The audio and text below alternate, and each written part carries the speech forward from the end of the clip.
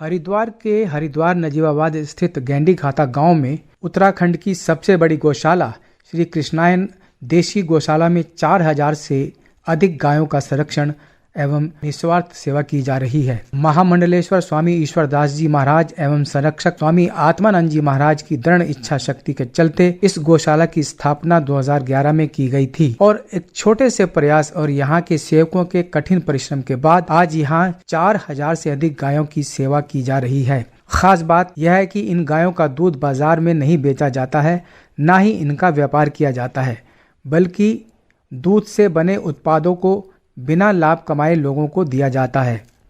यह गौशाला खास इस वजह से भी है कि यहाँ गाय के गोबर से बायो सीएनजी प्लांट की भी स्थापना की गई है, जो अपने आप में पूरे भारत में एक मॉडल के रूप में विकसित की गई है। यह बायोगैस पेट्रोल और डीजल का विकल्प बन सकती है, क्योंकि सीएनजी गैस का प्रयोग वाहनों के संचालन एवं बड़ी बड़ी मशीनों को चलाने में किया जाता है। फिलहाल इसकी क्षमता 1600 क्यूबिक मीटर की है। 20 टन गोबर प्रतिदिन भरकर 400 से 1000 किलो सीएनजी यहाँ पर प्रतिदिन बना सकते हैं। इसके अलावा गाय के गोबर से जैविक खाद भी बनाई जा रही है, जो आसपास के गांवों में सप्लाई की जा रही है, जिससे किसानों को काफ़ी लाभ हो रहा है।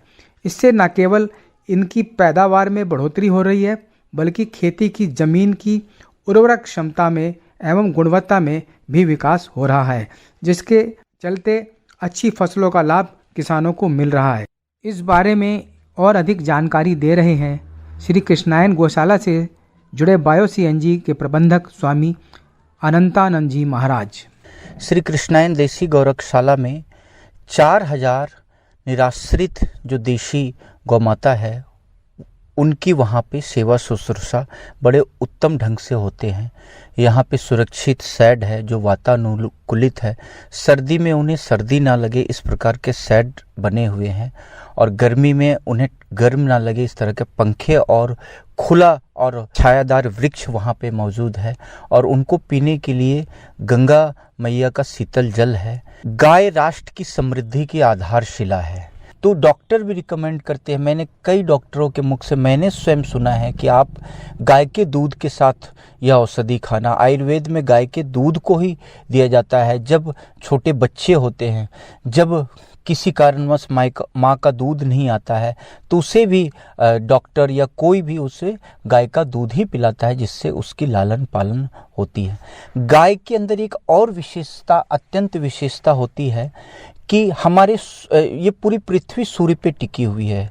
सूर्य के 3 किरण होते हैं, गौ किरण, दाहक किरण और पोषक किरण। दाहक किरण वह होता है जिसे विटामिन डी आज की भाषा में बोला जाए, तो विटामिन डी जो है वह सूर्य से हमें मिलता है, डायरेक्ट हमें मिलता है।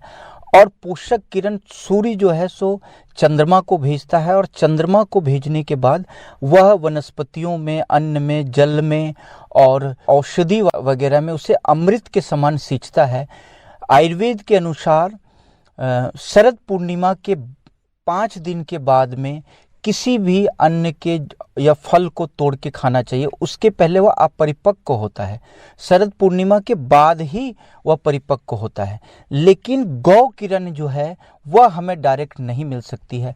गाय की रीढ़ की हड्डी के पास और पृष्ठभूमि तक, पीछे के हिस्से तक एक सूर्य केतु नामक नाड़ी होती है, जो गौ किरण को ऑब्जर्व करते हैं। साइंटिस्ट की भाषा में उसे एंटीऑक्सीडेंट कहते हैं। एंटीऑक्सीडेंट मतलब पीला स्वर्ण क्षार, जिसको आयुर्वेद की भाषा में बोला जाता है, वो शरीर के लिए बहुत ही उपयोगी होता है। अगर आपका इम्यूनिटी कमज़ोर हो गया है, आपकी रोग प्रतिरोधक क्षमता कमज़ोर हो गई है, तो आप देसी गाय के दूध का सेवन करें, देसी गाय के घृत का आप सेवन करें। आप अगर डिमांड करोगे तो सप्लाई मिलेगा। आज हिंदुस्तान के कई जगहों पर A2 मिल्क का प्रचारित और प्रसार हो रहा है। यद्यपि हमारी गौशाला में दूध का कोई व्यापार नहीं होता है। हमारी गौशाला निराश्रित गौ माता का एक आश्रय स्थल है, पूरे हिंदुस्तान भर में 20,000 से भी ज़्यादा गौ माता है और हरिद्वार इसका केंद्र है, यहीं से संचालित होती है। हरिद्वार में बसोचंदपुर और पीली पड़ाव और औरंगाबाद में इसके केंद्र है। यूपी में जो है सो मुजफ्फरनगर टोल टैक्स के पास में है और यूपी में बिजनौर डिस्ट्रिक्ट में सबलगढ़ के पास में अपनी गौशाला है। ग्वालियर में एक गौशाला है, रानीघाटी में एक गौशाला, एक नर्मदा तट खेड़ी घाट में एक अपनी गौशाला है, एक गौशाला हमारी सिद्धपुर में है, एक गौशाला रामगढ़ झारखंड में है।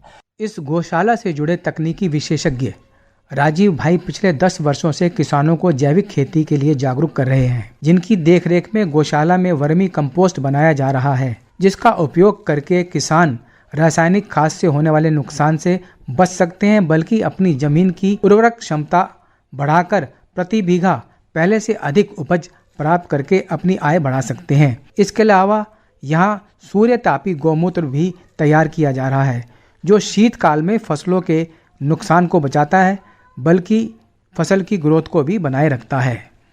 मैं राजीव भाई पिछले 10 वर्षों से किसानों को जैविक खेती के बारे में जागरूक करता रहा हूँ। अभी हम यह देख रहे हैं कि हमने वर्मी कंपोस्ट यहाँ बनाया है। वर्मी कंपोस्ट हम जिस ज़मीन में डालते हैं उसमें जो जीवाणु होते हैं, वो पृथ्वी में जो जीवाणु फैलते हैं, वो पोषक तत्व जो पौधे को चाहिए उस तरह के सारे जीवाणु उनको एक्टिवेट करता है, उनकी बढ़ोतरी करता है, जिससे पौधे को सारी खुराक मिलती है। हम सीधा गेहूं या आटा नहीं खा सकते हैं, उसकी रोटी बना के उसको प्रोसेस करके खाते हैं। ऐसे ही जो धरती में पोषक तत्व हैं उनको ये वर्मी कंपोस्ट के माध्यम से जो जीवाणु हम खेती में देते हैं, ये जीवाणु पौधे के खाने लायक पोषक तत्वों को उस फॉर्म में कन्वर्ट कर देते हैं, जिससे पौधा आसानी से उनको उठाता है और पौधे की विकास में ये सहायक होते हैं। इसी तरह से अभी एक नई चीज़ हमने रिसर्च की है गौशाला में कि हम किसानों को सूर्य तापी गौमूत्र के बारे में जागरूक कर रहे हैं कि सूर्य की किरणों में अगर गौमूत्र को हम रखेंगे अलग अलग रंग की बोतल में, तो उसमें अलग अलग पोषक तत्व संग्रह करेगा वो गौमूत्र, और उसको सूर्य की रोशनी ना होने पर भी, बारिश का मौसम हो या कोहरे का मौसम हो या सर्दियों का मौसम हो, जब धूप नहीं निकलती एक महीना और पौधों का, फलों का, सब्जियों का विकास रुक जाता है, उस समय हमारे गौशाला का गौमूत्र अगर किसान फसलों में स्प्रे करेंगे, देंगे, तो उस फसल को सूर्य की किरणों का लाभ सूर्य की उपस्थिति ना होते हुए भी मिलेगा। और विशेष रूप से अभी ये प्रोम बनाया है हमने, इसमें रॉक फॉस्फेट शामिल है, तो ये डीएपी का विकल्प है किसानों के लिए। और जो किसान डीएपी खेत में डालते हैं उसका 30% ही हमारे पौधे ले पाते हैं, 70% किसानों का डीएपी वेस्ट चला जाता है। और 4800 रुपये इसमें डीएपी की कीमत है, जिसपे सरकार लगभग 2800 के आसपास जो है सब्सिडी देती है। एक किस्म से देखे जाए तो बहुत सारा पैसा सरकार का उसमें वेस्ट जाता है। अगर वर्मी कंपोस्ट के साथ डीएपी को हम 15 दिन के लिए बंद कर दें तो खाली 25% डीएपी में ही किसान को वो सारे लाभ मिल सकते हैं और उसका डीएपी की 70% कॉस्ट बच सकती है और सरकार का भी अरबों रुपया जो सब्सिडी का जाता है डीएपी पे, उसकी भी बचत हो सकती है। तो वर्मी कंपोस्ट का किसान उपयोग करें और देश का और अपना और समाज का बिना जहर की खेती में उपयोग करके सबका सहयोग करें। गौशाला में एक बायो जैविक लैब भी बनाई गई है, जो जैविक पदार्थों को विकसित करके जैविक खेती को और अधिक उन्नत बनाने में मदद करती है। इस बारे में पूरी जानकारी दे रही हैं निवेदिता सिंह। नमस्कार, मैं निवेदिता सिंह। मैं आप लोगों का स्वागत करती हूँ यहाँ श्री कृष्णायन गौशाला की इस बायो जैविक लैब में, और मैं यहाँ एज अ रिसर्च एनालिस्ट काम कर रही हूँ। इससे पहले एमएससी बायोटेक, और मैं इससे पहले पूसा में 4 साल रिसर्च भी कर चुकी हूँ इसी क्षेत्र में, और अब पिछले गत 5-6 सालों से मैं जैविक खेती पर ही काम कर रही हूँ। यहाँ हम इस लैब में बायो फर्टिलाइजर्स, बायो पेस्टिसाइड्स बनाते हैं, जिसमें कि हम बेसिकली नाइट्रोजन फिक्सिंग बैक्टीरिया जैसे कि राइजोबियम, एजिटोबैक्टर वगैरह बनाए जाते हैं। इसके अलावा जिंक सोलिबलाइजिंग बैक्टीरिया, फॉस्फोरस सोलिबलाइजिंग बैक्टीरिया, ये सब बनाते हैं। बायोफंजीसाइड्स बनाते हैं और खाद बनाते हैं जिसमें हम वैम डालते हैं। इन सब प्रोडक्ट्स का मेन उद्देश्य है हमारे किसानों को केमिकल खेती से जैविक खेती पर लाने के लिए है, लेकिन उनका उत्पादन भी कम ना हो और उन्हें किसी तरह की भी प्रोडक्ट्स बाहर से केमिकल ना खरीदने पड़े।